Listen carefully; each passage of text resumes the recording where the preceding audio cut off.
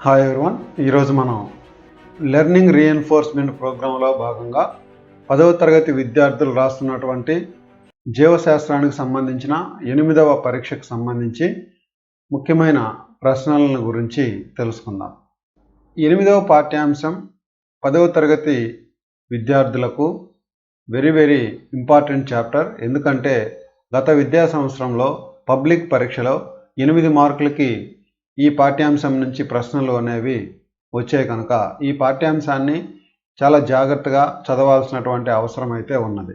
మొదటి ప్రశ్న వైవిధ్యాలు అనగానేమి, రెండవ ప్రశ్న మెండల్ ఏకసంకరీకరణంలో దృశ్యరూప నిష్పత్తి జన్యురూప నిష్పత్తులను రాయండి. మూడవ ప్రశ్న డిఎన్ఏ నిర్మాణాన్ని ఎవరు కనుగొన్నారు. అలాగే 2 మార్కుల ప్రశ్నల్ని చూసినట్లయితే మానవుణ్ణి నడిచే అవశేషాల మ్యూజియం అని ఎందుకు అంటారు. ఐదవ ప్రశ్న కార్బన్ డేటింగ్ పద్ధతి అనగానేమి. ఆరో ప్రశ్న మెండల్ తన ప్రయోగాల కొరకు బఠానీ మొక్కనే ఎందుకు ఎంచుకున్నాడు. అలాగే 7వ ప్రశ్న 4 మార్కుల ప్రశ్న డార్విన్ సిద్ధాంతంలోని 4 ముఖ్యాంశాలు రాయండి.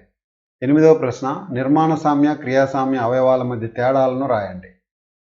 8 మార్కుల ప్రశ్న 9లో ఆ ప్రశ్న లింగ నిర్ధారణలో తండ్రి ప్రధాన పాత్ర వహిస్తాడు అనే విషయాన్ని అంగీకరిస్తావా, వివరింపుము.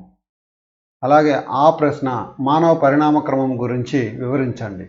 ఇది గత విద్యా సంవత్సరంలో పురోగామి అభ్యసనాభివృద్ధి కార్యక్రమంలో ఇవ్వబడినటువంటి ప్రశ్నపత్రం. ఇక ఇంగ్లీష్ మీడియం క్వశ్చన్ పేపర్ని గమనించినట్లయితే first question what are variations, second question show the phenotypic and genotypic ratios in monohybrid cross, third question who discovered DNA structure, 2 marks questions.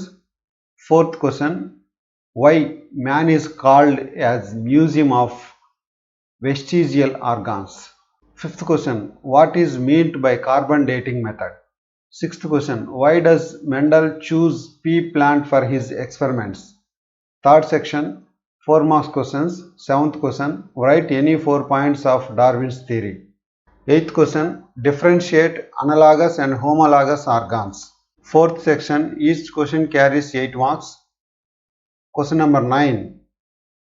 A question father is responsible for sex determination, explain.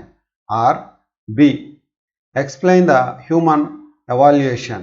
ఇది గత విద్యా సంవత్సరంలో ఇవ్వబడిన ప్రశ్నాపత్రం. ఈ ప్రశ్నాపత్రాల్లో ఉన్నటువంటి ప్రశ్నల్ని మనం నేర్చుకున్నట్లయితే ఇప్పుడు రాయబోయేటువంటి learning reinforcement programme పరీక్షకు ఉపయోగకరంగా ఉంటుంది అనడంలో సందేహం లేదు. Thank you for watching.